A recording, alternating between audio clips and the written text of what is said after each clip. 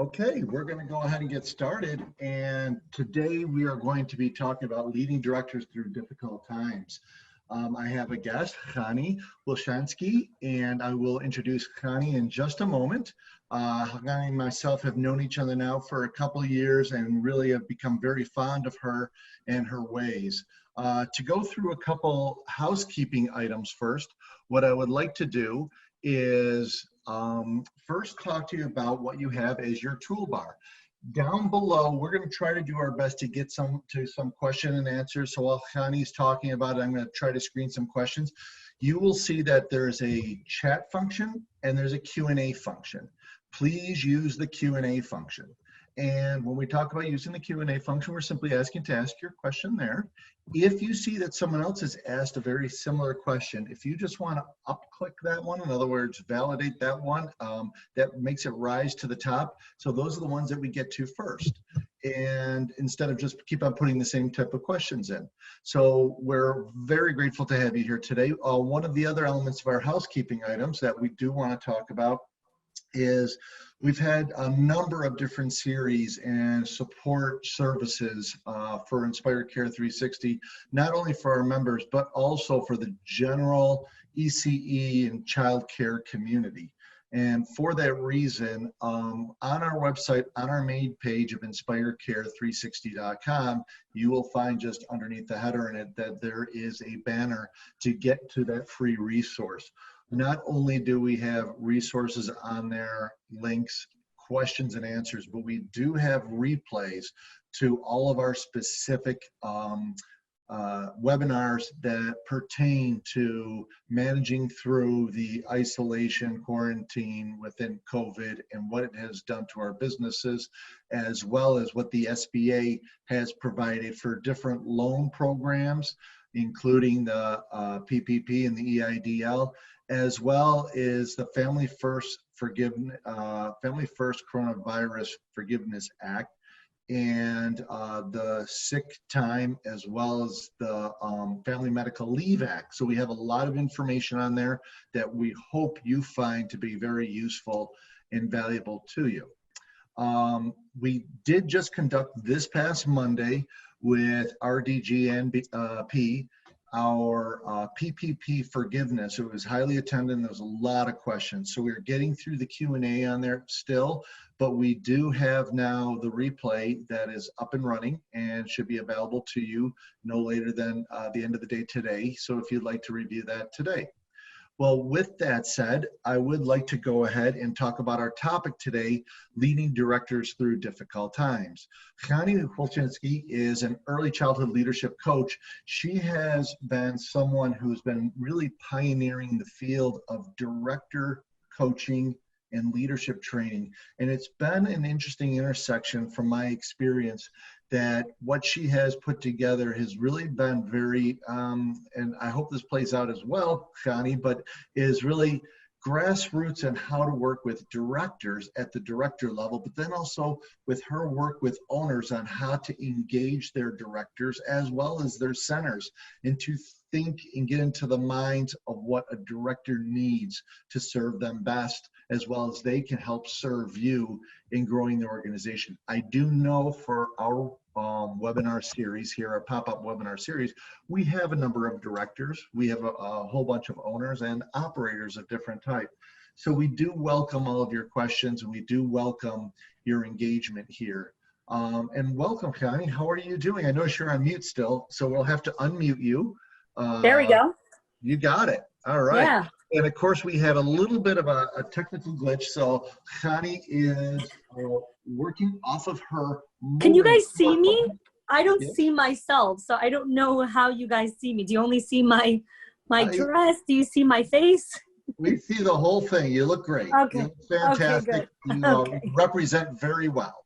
Thank you. Okay. Thank you. Welcome. How are you doing? Thank you. I'm doing great, Tony, and I really appreciate our friendship and our collaboration. So thank you for having me. Well, and something that we both have in common, which I don't think you knew this, not that it's a great thing, but it probably ends up being something good in the future. We both actually had COVID. Yes.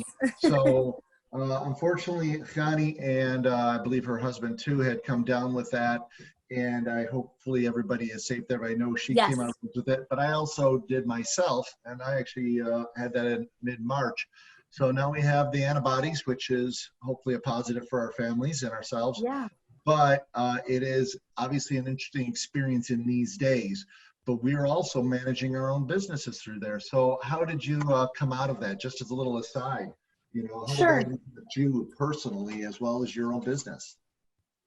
Sure. So being sick with the virus was nothing like I've ever experienced before. It was very difficult for me to breathe and even read a story to my toddler. I have 4 little kids, and one of them is 2.5. So it was sometimes a little bit of a scary experience, as simple things like walking to the other end of the apartment took my breath away. But we were very grateful to come out at the end of it. But really adapting my family structure, all of our routines, all of our systems that we had in place as a family. We had to completely overhaul all of that. 4 kids home, everyone doing online school, no cleaning help. And then at the exact same time, being sick and then being responsible to adapt and pivot with everything that was going on in the business. So there was a tremendous amount of responsibility on my shoulders. And I think one of the things that I'm learning as I'm navigating this journey is forgiving yourself for what you didn't do during that time. You did the best. I felt like I did the best that I could with what I had in front of me, and just consistently looking at the horizon. What's next? How can I show up better tomorrow? How can I do better, in a few hours from now? So I think forgiveness and being kind to ourselves is such an important part in this great adaptation. Well, and I think, as we're all finding, from some of us who have centers who are way down in enrollment, to those who've had to close and look to open up, and even to those who have closed and don't even look, unfortunately are not going to be able to open up. We are finding some silver linings in these and some things that hopefully make our futures much brighter. But I'm very glad that you and I had a chance to talk. And one of the things we'll talk about at the end of this is an upcoming event you have. And you recently interviewed me. Yeah. And we had a conversation there. I thought a great conversation. Thank you for that too. But one of the things that we did is we started talking about what did we want this presentation to be about. And so we really started to focus on what is important that owners and operators need to focus on now. We're starting to see slowly but surely they're starting to release the relief valve a little bit if you're in Manhattan or New York or in that area where you are from. Because I think you're outside of your typical home right now. Yeah. But that release valve is not going to happen as quick as some other areas of the country. But there is a real importance, and that is getting back up on your feet. And what we decided jointly together is creating a program about leading directors through difficult times.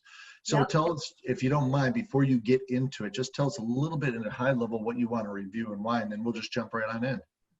Yeah, so I think the premise of this training is I want to start with a quote that I think really leads through everything that I want to talk about today, and can be a true North Star for you during this time. So one of the books that I read every single year, I read this once a year, is Man's Search for Meaning by Viktor Frankl. And for those of you that don't know this book, Viktor Frankl is a Holocaust survivor. His book, Man's Search for Meaning, I think sold over 15 million copies, probably even more. And there are so many life lessons in that book. And one of the most powerful quotes that I love from there, which he writes, is, when we are no longer able to change a situation, we are challenged to change ourselves. And so as someone who survived the camps and he wasn't able to change the situation that he was in, he wrote this book about how he changed himself and how he changed his mindset. And this entire global pandemic is not something that any of us can change. It's going to run its course, and we don't know what tomorrow even brings. And so as leaders, we're challenged to change ourselves. And I know that as owners and as operators, we are so invested in the business. We're the leaders. We founded the company. We're so connected to our why. And we find it easier sometimes to find the courage within ourselves to adapt and to change and to grow. And where we find sometimes the challenge is, how do I inspire the directors to do the same thing so they can give that to the teachers and to the families? So I think that's really the premise of today, is we're not able to change the situation. And so we're going to have to dig within ourselves. How are we going to change ourselves? Well, and I think that's wonderful. And I'm really excited about this, just because as we talk about it, I have my own centers and I have my own directors. And one of the challenges that we have to look at is owners have a very strong financial pressure on them, obviously. Sure. But a really interesting dynamic that the directors have is the dynamic that they have to balance the desires of their owner operators, as well as the balance of the culture of the center with the teachers, and then trying to pull it all back together. So why don't we just jump right in, because they really do have a very difficult dynamic in front of them. Yes, absolutely. So because we can only change ourselves, right? Change sometimes sounds really hard, because it's like, I like what I'm doing. I like my niche. I liked my life pre-COVID. And so what I want you to come in here with the perspective is, I'm going to give you some tangible tools for yourself and for your directors. And I want you to look at it as, how can I show up with these tools in this moment, or for the next 5 minutes, or for the next hour? Like, don't look at these tools as, oh, I have to do this now for the rest of this journey, or for all eternity, because that for some people can feel very paralyzing. And so I want you to just embrace it for what it is. Maybe I can do this for the next hour. Maybe this is something I can introduce to the team to test out or experiment for 1 week. So I want to get started with where we should be putting our energy. So like Tony was saying before, as owners, we're feeling the financial pressures, but financials are not the only resource that we have. Resources are typically money, time, people. Are typically like the top resources. So what you may be lacking in money, you may have in time. What you may be lacking in time, you may have in people. And so it's really critical to not just look at financials as a resource, even though we know cash is king and cash flow is what's going to get you riding through this time. Your people and your time will also be a big part of that. So I want to give the analogy of the injured athlete. So for any of you who have played sports, who have a husband who plays sports, a partner, or a child, no one's playing sports now. It's all out. All sports season is over. But one of the first things that coaches work on with injured athletes, okay, so a performance coach who's working with an injured athlete, the first thing he's going to do with them is he's going to help him focus his energy not on his injury. Because if the injured athlete is going to put all of his physical energy and his mindset, his mental energy on where he hurt his any part of his legs or body or hands or whatever it is, he's going to be out before the end of the season. There is no way he's going to make it to the end of the season, because he's going to get a second injury, because he's putting all his energy on there. That's everywhere where he's focused. And so the performance coach is helping him adjust his energy to a new area, right? To a new place, so that he can ride the season and even come out stronger at the end of the season. So I have a question for all of you that are watching here right now, is that every single person that is on here is a little bruised, a little hurt, maybe a little injured, all of us in different places. Some of us are really injured in our finances. Some of us are really bruised in our motivation or in our mindset, whatever it is. We're all bruised in a little bit of places. But if we're going to focus all of our energy where we're bruised and scratched and hurt, we're not giving our brain the space to focus on where the opportunity is. Yeah. So before I help you kind of help your directors do this, first, and Tony, if we can do this in the comments, that would be great. Like, where is everyone feeling bruised right now or a little hurt? Yeah, so if you want to put something in question and answers, that would be helpful as to the things that they have going on. And I do like where you're going, because a lot of the things that I oftentimes talk about is, if people do have any of those that they want to add to question answers, is about putting your oxygen mask on first. Yes, and exactly. Yeah, classic really example. about Yeah. taking advantage of yourself. One of the responses I have from Samantha is motivation, is being motivated. And I understand that too. A lot of times you roll out of bed in the morning and you're like, oh God, what am I going to do today? Even what am I going to get going? Mandy has, she brought back about dollars. It is top of mind, as we were talking about. Yeah. Mary Beth actually said that she broke her ankle, so I'm not exactly sure how that played out, but So she's injured there. yeah. There's other things that I can really relate to too. Sure. Feeling hurt, not only financially, but also emotionally. She's missing her staff. She's missing her kids. And then, Mary Beth, in addition to her broken ankle, I believe, Yeah. feels a little bit let down by and this is really a tough thing too. And I'm not going to answer all of them because we'll go on here for a while, but Sure. there's a lot of parents where we've gone all out for. Yes. And we've really gone to the mat for them in the past. We've done everything for the kids. And then when it came time for that reciprocity, for them to be there for us, they bailed on us. Yeah. And it really took the wind out of our sails a lot. So I'm going to give you a little bit of that before we, I continue to try to get more answers here. But a lot of them are about financial, mental, emotional.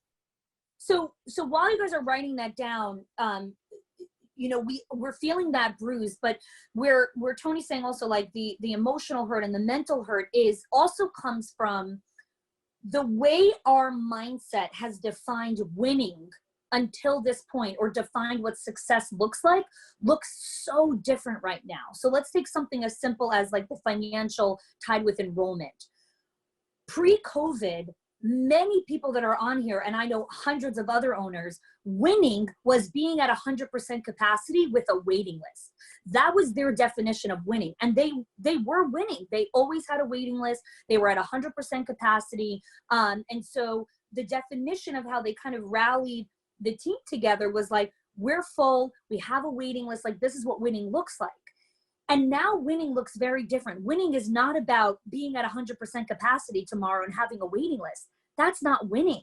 That's not even a dream. Like, there are phases until we're going to get to 100% capacity. And so as long as we tie ourselves to the metric and to the identity of like winning means being full, we wake up in the morning with defeat and lack of motivation. And so the first thing I want you guys to do with the team, when you have your next director meeting or leadership meeting, whatever you call it, is going back to the drawing board. What does winning look like in this season? Right now, we're in a season of our life that the definition of winning has to be altered. And if we redefine that, we can come together as a team and win this season. Yeah, and you know what you bring up, I think it's really interesting, Chanie, and that is that our goals were so different then. Yes. Whether wait lists, whether they be getting the very best person, whether they be opening a brand new center, those things are goals that we shouldn't dismiss them. Right.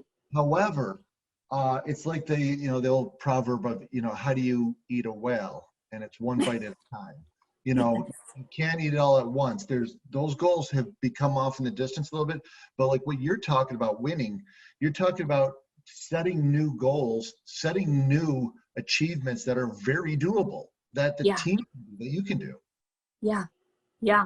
And when you bring the team in together, that's, again, just anchored again in your culture, where we're bringing the team in. What does winning look like? Because when we know the score, when we know how to play the game, and we know the moves that we have to make and how we're keeping score now, that's like, think about the sports team. Like, what keeps the team going is like, okay, we're going to, score this goal, we're going to score this, and we're going to win this season. And so winning this season could also be about coming every single morning with a smile, greeting every child with a smile, like that could be a massive win for all of you. When sometimes we're not feeling that motivation, smiling anyways. So winning for every person it's going to be different, but I wanted you to look at it from that perspective. Excellent. So that brings me into, sorry, Tony. Let me ask you a question. I apologize. Let me ask you a question. So there's a lot of people who are in different stages of their business right now with their directors. And, we don't want to overassume that everybody's even meeting with their director or their management or their teams. But what are your thoughts about re-engagement at the leadership level? So maybe even a step back Mm-hmm. and just say, maybe some people haven't been really having those conversations. What are your thoughts, Chanie, about engaging your directors just at the fundamental people level? Yeah, that's such a great question. So taking it even a step back is what I think every owner should look at. Do they have any kind of reopening phase plan yet? Meaning, did they do in your state? Do you have a date of when the governor is going to reopen? Meaning, if you were mandated to close or whatever it is, and if you weren't mandated to close and you could open for essential workers, do you have a date of when you want to get that started? And if it is in the next couple of weeks, it's reaching out first to your directors. So if you haven't done this at all until now, right? COVID's been going on like about 7 weeks now. If you haven't made any touch points or any connection yet with your directors, I would get started with a one-on-one call with each director. So not bringing the team together, calling people individually, no matter how many centers you have. So even if you own 10 phone calls to each center director. And the first part of the conversation that you're starting with is not about reopening. It's not about your phase plan or your pandemic policy. It's how are you doing? How do you feel you're showing up right now as a mom, as a partner, if it's relevant, as how are you doing? How do you feel like you're showing up right now? I feel like a lot of the directors, when they have this platform to share with the owner, like, God, I feel like as a partner, I'm showing up really, really well, but as a mom, I'm sucking at it. Like, it's really hard and I'm really struggling with balancing or whatever it is. Being that platform for them to share is a very powerful way to start the conversation and see where they're holding mentally. Because as you phase your directors in, what was completely normal and a skill or a character trait that was easy for them to show up as could have all of a sudden be shut down during this time. So they may have been someone that was super positive and it was very easy for them to optimistically look at everything. And this crisis has completely, knocked them over, and they're struggling to show up with that optimistic mindset. So the one-on-one will really give you a lens of where their current situation is right now. Well, that's great. We're going to put up a quick poll question for Yeah. everybody. And, do you have a plan to reopen? Yes or no? So this is a really quick poll. And just as a response, if you want to take a few moments, everybody, and try to fill that out. One of the things that, I was struggling with too, and I shouldn't say struggling with, but I have I have directors, some of them who were there and for other reasons, for very good reasons, they couldn't and still can't even be in the centers because they have someone at home that's immune compromised or something. Yeah. But we really try to keep the team structure together. So I appreciate you talking about the one-on-one emotional connection with every individual. Why don't we close out our poll and look at the answers, Hans? And yes, so it looks like 85% have a plan and about 15% do not have a plan as of yet. So I'm confident, like everybody, those plans are evolving. Yeah. So going into the next thing is there's a great quote that I love about mindset and perspective, and that is your perspective is your prison. So the way that we look at life could be our prison, like we create our own walls and our own barriers for ourselves, or it could be freedom for us. It could be the perspective and the way that I'm looking at it is liberating and freeing. So what's pertaining for this, like in this time, is, sometimes we feel we're in our own prison and that, the governor decides if I could stay home or if I can go out or if I have to wear a mask or if I have to wear gloves or how many feet I'm allowed to stand apart from people. And, and depending on where you live, you're feeling the magnitude in different ways. Like my neighbor who's in New York, he was pulled over by a cop because he was standing too close to somebody on the street, and the cop wanted to give them a fine. And it's like, in some places it's like intense, and people are feeling this prison. And not in every place is it like that. So what I wanted to share with you where the perspective piece comes in is all of us have an identity that we've created as an owner. Who we are, what we believe we're capable of, what we believe we deserve, how we find value in who we are and bring meaning to our jobs. And in a time of change and adaptation, your ability to fall in love with skill development and investing in your own skill level is truly what's going to separate the amateurs and the pros. Because we can tell ourselves, I'm not tech savvy. I'm not a marketer. I don't do self-promotion. I don't like to do that. I always lived on word of mouth and foot traffic and referrals. Foot traffic doesn't exist right now. Referrals and word of mouth is down because people aren't in the mommies and me's and in the coffee shops and in the playgrounds and in all the places where, you know, all that stuff happens. And so this is just one area. We're going to have to market ourselves a lot more. We're going to have to go to the families. And the owner that's going to step up fastest, that says, yep, I'm doing this. I'm going to learn the skills. I'm going to figure this out. You're going to be able to ride this wave so much faster. And so for the directors, it's going to be the same thing. Some of your directors might come to you and say, I don't know how to do social media. That's not me. I don't know how to do this. I can't do that. I can't do this. We're going to learn. I'm going to teach you. Here's a course. So the perspective of unshackling yourself from the identity that you've had until now and replacing it with a new one. I am someone that can learn anything I put my mind to. Well, and you're unstoppable. Oh yeah, and I love that, and I appreciate you saying that I'm unstoppable. Oh, that wasn't for me. But one of the things that I think is really important now is just that is having an opportunity to provide that new perspective to your staff as well as yourself. That to get through things, you do have to learn different things. You do have to re-engineer a little bit. Now, I don't like it when someone else tells me. So if a governor of a state says, you got to re-engineer your business, I'm like, yeah, keep your opinions to yourself. Open up the spigot. With that said, sorry, you saw my side there. But yes. With that said is, when it comes to your business, like I oftentimes have a director who says, you know, I don't know anything about this. And my question usually is so how are you going to learn? And how are you going to do it? And then they start coming up with some great ideas and solutions I didn't even think of. And they are just amazing at how innovative they can be. And then they tend to take ownership of it. It's incredible. Yeah. So I know that some owners now are thinking like, okay, so I'm telling them that, you know, they should put their energy here, or they should be doing this, or, you know, these should be the activities that they're doing. And I'm asking to challenge themselves to, you know, watch this course on how to, I don't know, post on Instagram or whatever it is. How do I hold them accountable to this? How do I hold them accountable to all these new activities that they haven't really have to do until now, or the reshift of where they're putting their time and their energy? So one of the things that I created that help owners keep directors accountable, there's a bunch of different ways to do it. You could do something called the daily stand-up, which is every single day at the end of the day, the director just sends a quick message of like, you know, this is what I got done today and this is what I'm doing tomorrow.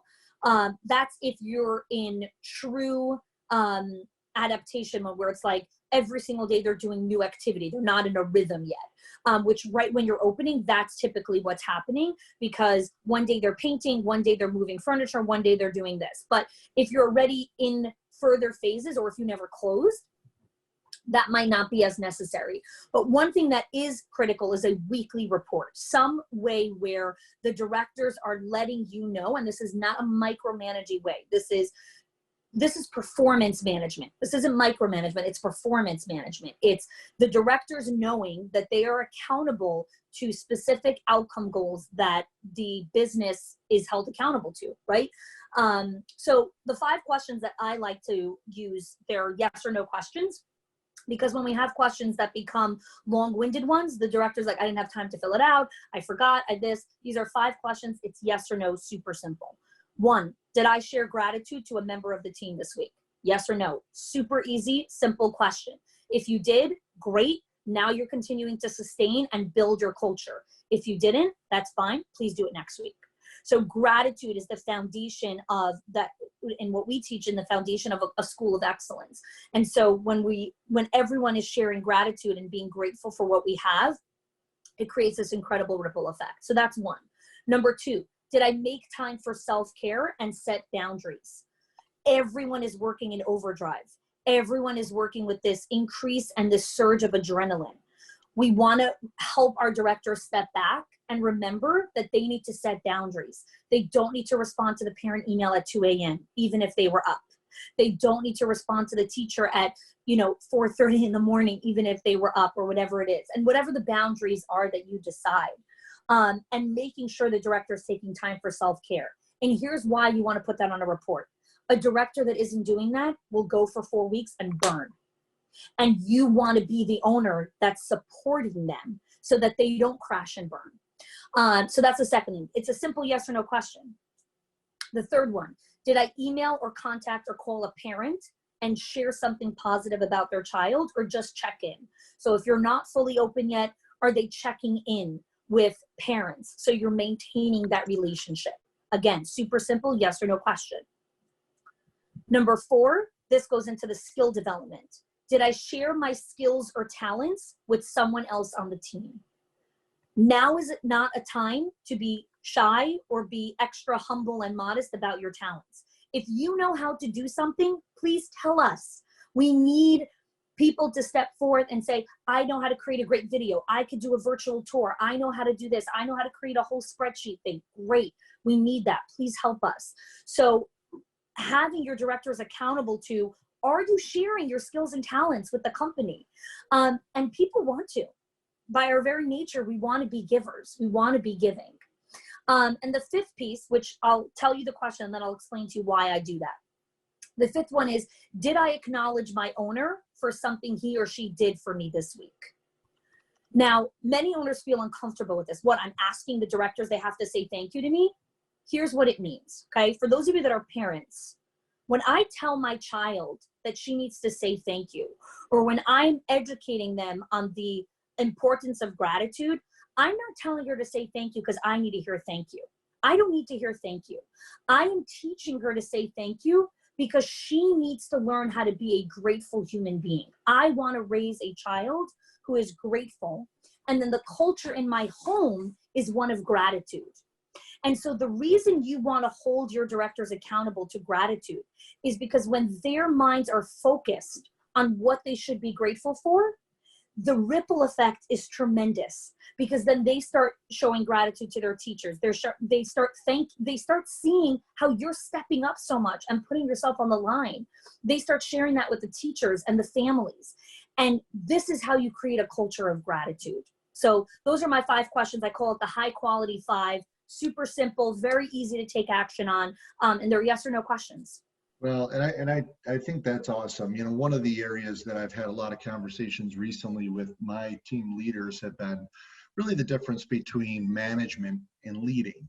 Yes. And, there is a very distinct difference. Management is really the skill of making sure tasks get done. And, and yes, can you measure that? Yes. What is not, measured doesn't get managed. However, leadership, similar to what you're talking about here in your 5 questions, these yes and no, are all very much leadership questions. They're all engaged about expression, about emotion, about how people are doing and how they're moving forward. And, like I like to say to my team is, try to catch people doing something good. Try to catch, is if I'm doing it as the owner, to try to catch someone doing something good, whether it be a director or a teacher, but also my coaching to our directors are try to catch your teammates, your staff, your teachers, as well as maybe me, hopefully, like you just said about your owner, and doing something good, as well as the parents, because there's definitely value for talking through those. And so those are great things. Do you mind if I add another question that I have for a poll? Sure. Okay, Yeah. so I had a quick poll here, and is, what do you find to be the biggest challenge in bringing your center back up to speed? So if you want to put up the poll, Hans, for us, this question for us is really about, there's some different dynamics that are going on. So what do you find to be the biggest challenge in bringing your center back up to speed? We've already talked about a few of them here. And what we have is, the potential answers here. I know all of these Makes sense, but we have obviously finances to stay open, getting staff back on board, getting your director engaged, or actually getting the families back. What is your priority? So, and sorry, I shouldn't say sorry, but we are just sort of going on the fly by what you're talking about, Chanie, and creating some Yeah, of the. I love it. So if we want to close that and show the results for you. So getting families back, obviously standing way out. Looks like the directors are engaged. So that's very helpful for our conversation here, because if we're Yeah, leading directors through time, now it's about taking them to the next level. great. So that's perfect, because that brings me into my next thing. So your directors are going to be having many conversations with families as families start to come back. And every single parent, it's one global pandemic and it's 7 billion stories, because every single person has their own narrative on this planet, and has their own lens of the world and the way that they're viewing what happened here. And in general, communication is something that we're always going to be working on. There's no one that, can raise their hand and say, I'm the master communicator. I have nothing left to learn about communication, because it's hard. It's hard to master our emotions and navigate through the conversation and listen and be attentive and be empathetic and hold the person accountable and not let them take you down a rabbit hole. There's so many things that you're factoring in when you're having a conversation, especially with a parent. Now, many owners through experience, and many through decades of experience, are really attuned with emotional intelligence. And they, like, through rapid speed, they're reading eye contact, body language, how the person's shifting their weight, and very quickly they're redeciding what they're about to say. And it happens very, very quickly. For many directors, especially newer ones who are still in training, they don't have that quick response time to reading how the person's standing, to like, oh, okay, what I just said didn't land. I shouldn't continue down that lane. I should go left and, navigate towards this way. And emotional intelligence and having a conversation with a parent is a earned skill. It is a earned skill, which means you train the person on it, but they have to earn it. And the way that they earn it is by actually having conversations.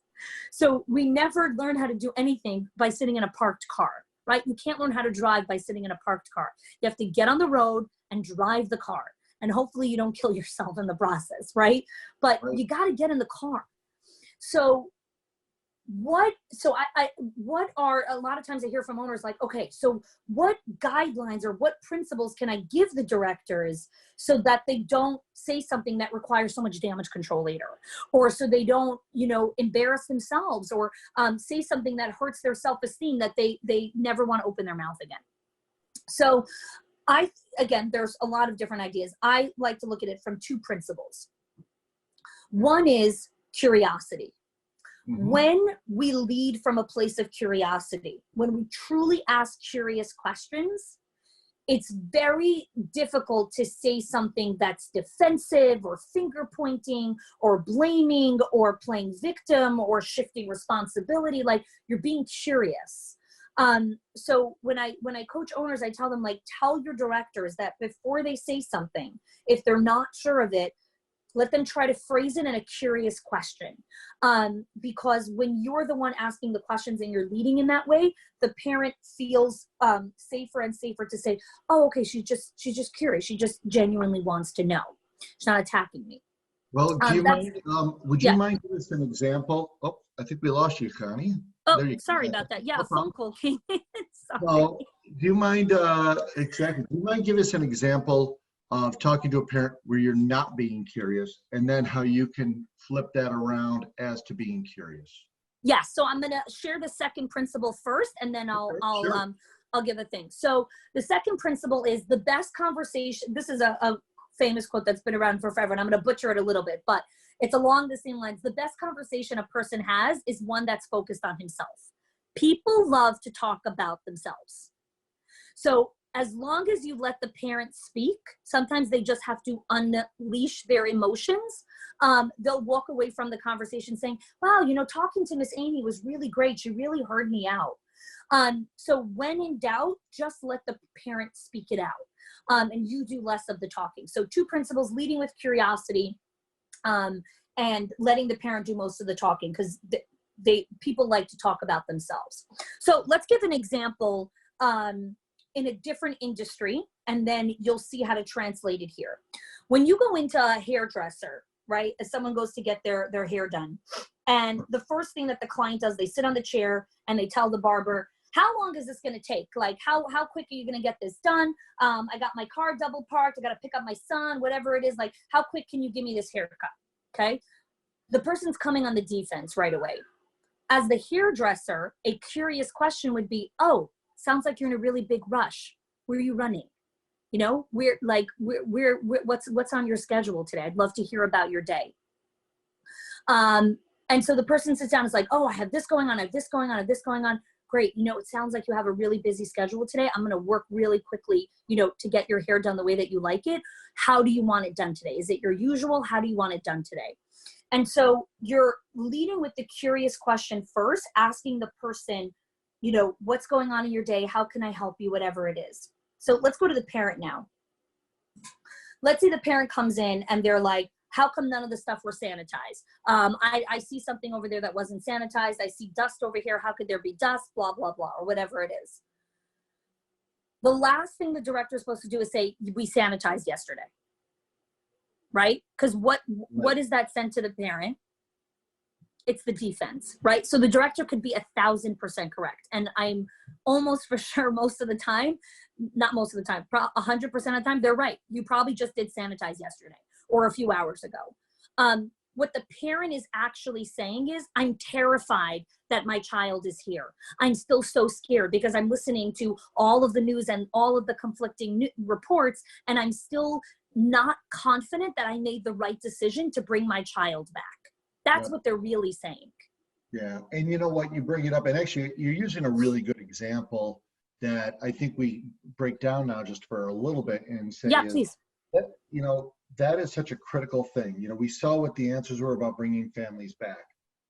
And I have it with my centers. I still have only about 20%, maybe 25% of our enrollments who've been with us while we've stayed open. But we are now making a strong focus and a push as to them coming back when they feel comfortable. And we're also doing a lot of educating, a lot of educating. So who's at point for all that educating is our directors. Our directors are at point for getting that education. Our marketing team is doing a lot of, but what we're also doing is what we've talked about is really engaging the teachers too. So I think it's a very fair conversation point to talk about not just the facts of, yeah, we just cleaned the center, but to do, like you said, is to come back to a parent and say, you know what is it you're seeking in the center? What is it that you really want to see that makes the center safe for you? Because love it. Not for nothing, but they're sort of stepping in a trap. And the reason I call it a trap is because then when they say, well, I want to make sure that there's health checks done a couple times a day. I want to make sure that you're cleaning down the toys that's wonderful because this is our schedule. I'd love to show you what that looks like, blah, blah, blah, blah. And you've really got it, because a lot of times, and I think what you're talking about is sometimes we're answering the question, but we're not answering the person. Yes. And yes, we're answering the question.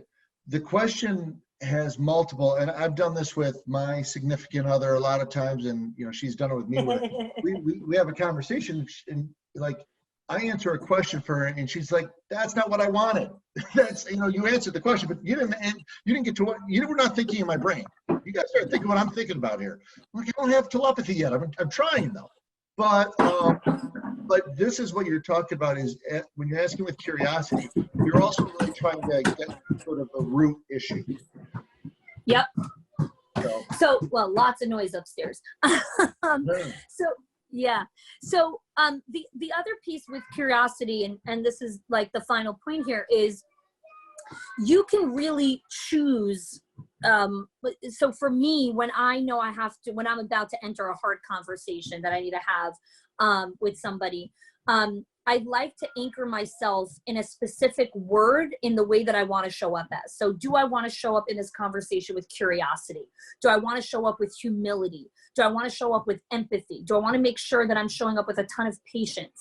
What character trait is called upon me for this conversation to show up now? Now that's a higher level. Like if you're an owner and you're watching this and you're like, yes, I like that. That is such a powerful way to show up in conversation. For your directors, for those of you that feel they can do this, give them some options, but curiosity is always the best route to go. But many times when I go into a conversation, I'm like, okay, I need to enter this conversation with humility, because all the back and forth that I've been having with this person, I think I've let my ego get in the way a little bit, and I need to hear where this person is coming from. So I'm going to lead with humility. Yeah, that's wonderful.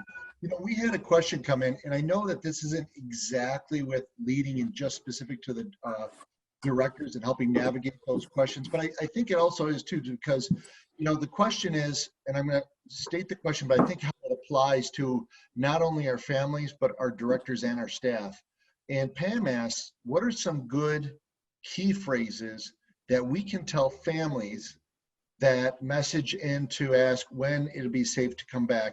What have, you know, and I think what Pam's saying is not only about having the families come back, but realistically, if we're discussing that with our directors, if our directors are talking to our teachers, if our directors are talking to our families, what do you think are some key phrases that, you know, are honing in on those questions of curiosity? Yeah. So great question. And there isn't going to be a general statement, because it really depends. So one of the tips that I gave yesterday on a call was to send out a Google form to your families. For those of you that are starting your phase to come in, or like, you know, Tony, who's, you know, making a push for more people to come back, is asking 3 very simple questions in the form. One is, you know, we're planning, again, I'm giving some options here. We're planning opening date for June 1st. Will you be interested in sending your child starting June 1st? Yes or no? If you answered no, please tell us what would make it a yes. What would make you feel safe to bring your child here on June 1st, if, you know, if we get the clearance to open. Love that. Yeah, and if you're maybe, you know, what would, you know, move you more towards the yes side? Now, the reason you want it in a Google form is because then, this is a little tech thing, but we're all open for skills. Google form can automatically populate that into an Excel spreadsheet for you. And then you can take all of the answers from the parents of what they want to see from that Excel spreadsheet. And now you have great phrasing for your website, for your emails, for your communication, for your phone calls, for all the things that you need to. You take the words that the parents use. So that would be my ninja strategy to answer your question, Pam. That is awesome. And, you know, one of the things that we're doing, and I love that, because I'm going to put that into our, you know, our arsenal, I guess you would say. Yeah. One of the other areas that I think, you know, when we look at it is, and what we've been saying is, you know, we have been thinking about you and your family a lot, which we have been. And also it is about, we want to let you know that we are an extension of you. So if we are an extension of you, to us, what your concerns are our concerns. We're not feeling comfortable unless you're feeling comfortable. So it's more of a statement than it is a question, but I think it is something that gives people a little bit of a respite to understand that this isn't just about filling up the center. This is really about putting a great environment for their child. So yeah, and one more thing with that also, because I already know a lot of the pushback that a lot of families wrote in some of these documents already, is you need to decide as an owner who you're listening to. because there is a million different reports. For every person that says wear a mask, there are people that says don't wear a mask. For every person that says do this, quarantine for 14 days, there's a bunch of people that say you don't have to quarantine for 14 days. You need to decide who is the advice that you're listening to for the health guidelines for your center. And so when you get pushback from parents where they're like, well, I heard that, we're supposed to do, I don't know what, this, and this. Yes, I know there is information about this. Our company is actually following these guidelines. So these are the guidelines that we're following for the health and safety for our company. So not defending yourself, just stating this is who we are listening to, who we've chosen to follow as a company. Because you're always going to have the grandmother, the cousin, the uncle, the aunt who's like, yeah, but in this place it says to do this. Yeah, absolutely. Yeah. We have about 7 minutes left or so. So I want to make sure that you know how much time you have, because I want to make sure that we get through. I'm done. I just wanted to end with a great quote from Damon John, who's one of the, he's written books and people know him. He's one of the sharks on Shark Tank. One of his quotes, which I love, is the power of curiosity is the leadership handbook for this century. And so I just think that the more that we can be curious, the more that we can lead with that and genuinely want to hear what our families need, what our directors need, what our teachers need, that's really the playbook, to navigate this time. So that's awesome, Chanie. Yeah. And for the people out here too, I know that we have a lot of open questions that still are mulling around in our mind, especially about getting families back, as we saw. One of the areas I just want to make sure to bring to you too is communication is critical. Communication is key, and communication at this point in time needs to be frequent. And it needs to be a time where, you're reaching out to them and letting them know what is happening, how things are, what you're doing, and solicit, just like how Chanie talked about using a Google form and soliciting that. There's no reason you can't share those items, like she said, with others. No reason, other parents, to say, hey, here's some of the other concerns and this is how we're addressing them. So maybe you're thinking it and just didn't get it out. Yep. So I want to, let's move on forward here, just so everybody knows. We do have a few minutes if we do have any extra questions. Let's see here. We have something here that we could probably answer in a feedback question. And yes, we are going to be recording this. So there will be a full recorded version of this. And we'll see if any more questions come in. But Chanie, you also have an event coming up. Yes. That, I think is going to be interesting. I know you interviewed for me. I have the only black and white photo in here, a little fuzzy, but let's tell us a little bit about your event. Yeah. So thank you, Tony. So we, our company put together a series of interviews called Schools in Crisis, where I was really looking at, the ripple effect of this global pandemic and how this is going to affect all of our schools in multiple different buckets. So mentally, emotionally, socially, physically, and financially. And so we brought in experts to address trauma and grief and loss, anxiety, stress, how a lot of the teachers that are coming back and your directors are all experiencing many of those emotions. And so how can you as an owner know what flags you should be looking out for, what symptoms you need to look for to see, oh, I need to dial in with this teacher, because if I continue to let her go into the classroom, the effect is going to be possibly really not okay for the kids in her care. And so that's just like the social emotional part. We brought in people that spoke about how to make strategic decisions as a CEO. Tony and I spoke a lot about culture and teacher engagement, which was an incredible interview. And then we brought in some other, just a great lineup of people that are going to fuel your arsenal with tools, scripts, strategies, tips to navigate the effects of this time. Great. It's fantastic. And it's free to join. So. Yep, and I participated last year on this event, had a lot of great responses back from it. So Chanie, I want to thank you greatly for taking the time to join us today, to talking about leadership of directors through these difficult times, and also answering a bunch of other questions that we've had. So thank you so much. And if you, we will send out as part of the replay and the availability for the replay of how to get a hold of Chanie. And if you're interested in more of what she's up to and what she's doing in her coaching kind of services, Connie, hopefully, and at some point in the future, we'll have you back. And I want to thank you so much. Thank you so much for having me. Thank you for this opportunity to share this. And I just want to wish all of the people that are on here success, courage, bravery. You have everything inside of you. And so continue digging deep within yourself, because you will find what you need to succeed. So thank you, Tony, for having me. That's wonderful. We did receive a couple extra questions that we will get to either after. We'll pass them on to Chanie, or else I'll try to answer them too. And what we're going to do is we're going to shut off. So Hans, if you'll take our videos off, we'll leave this up just for a few minutes, that if people want to put up questions, we'll capture those questions. And we will be good for this one of our webinars, our pop-up series. So thank you, everybody. Take care.